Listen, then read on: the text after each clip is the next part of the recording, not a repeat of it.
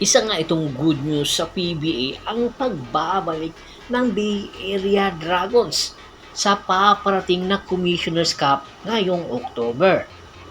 At matatandaan, sa nakaraan Commissioner's Cup ay napakaganda ng resulta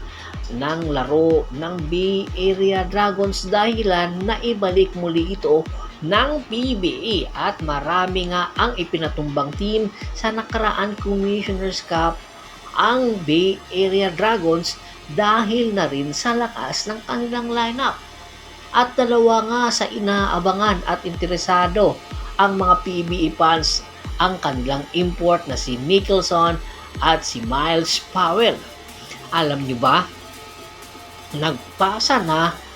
ang Bay Area Dragons ng kanilang 12-man lineup sa PBA Commissioner's Office pero wala pang import na ipinasa. Ang ibig lang sabihin nito ay malaki ang posibilidad na magbago ng import ang Bay Area Dragons at nakikita ito ni Coach Brian Goorjian kung gaano kaimportante ang isang dominanting import dahil nga binigyan na sila ng PBA Commissioner's Office ng height limit na 6'9" at interesado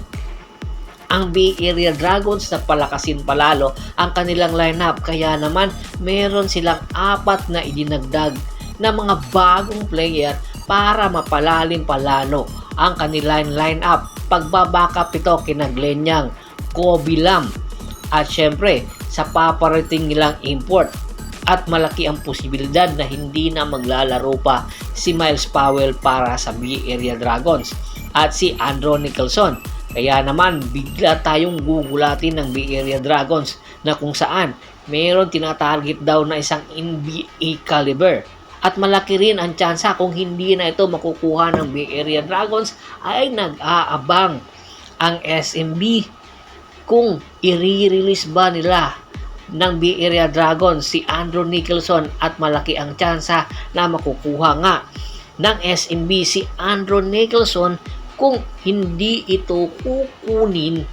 ng Bay Area Dragons dahil naghahanap ngayon si Coach George Gallant ng isang big man na merong larong 3 and 4 position na magkukumplement kay Junmar Fajardo at the same time merong outside shooting. Kaya naman isa ito sa mga tina-target ng SMB na maging import kung hindi magkakapaglaro sa Bay Area Dragons or else pwedeng kukunin ng SMB din si Miles Powell para mapalalim palalo ang kanilang backup dahil na rin sa dami na ng big man ng SMB.